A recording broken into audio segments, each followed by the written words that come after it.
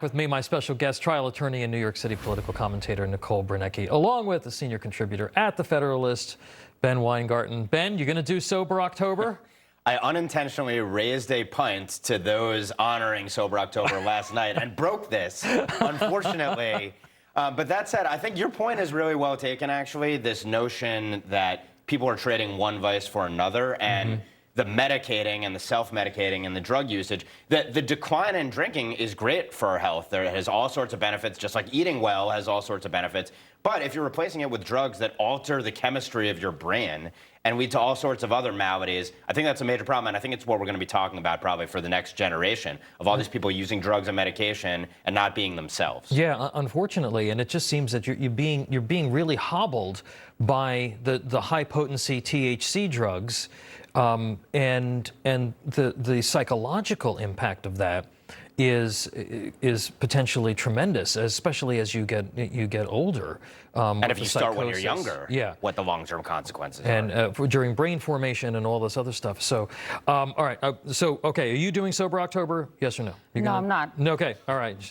We were talking during the break, and Nicole said, you know, I think I'm going out to have a drink, actually. Right downstairs. Okay, I want to switch gears. I want to talk about the mayor's race. There was a poll that came out earlier this week that showed that the race between Cuomo and Mondami could actually be tightening. Tell us a little bit about this, and do you think it would be enough to really make this a horse race? Because the socialist clearly has the leg up in this race right now. Sure. So actually, we can segue very nicely here because one of the reasons I cannot do Sober October is because I'm very anxious because of this race right now.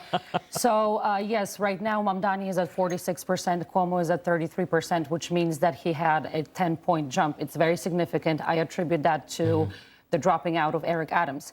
Now, some of these votes that would have gone to Eric Adams, I think will still go to Sliwa if he doesn't drop out. And now I do understand standing on principle and doing that.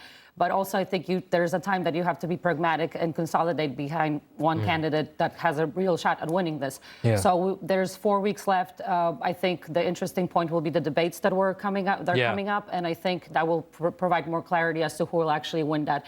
But Sliwa, interesting question for me. I think a lot of people are going to be looking at those debates, and I think that Sliwa clearly has sort of overstayed this contest. So we'll see maybe some movement in that race as we're watching this socialist anti-Semite who could be running the largest city in the country pretty soon. Ben Weingarten, Nicole Brenecki, thank you very much. Appreciate you being with us today.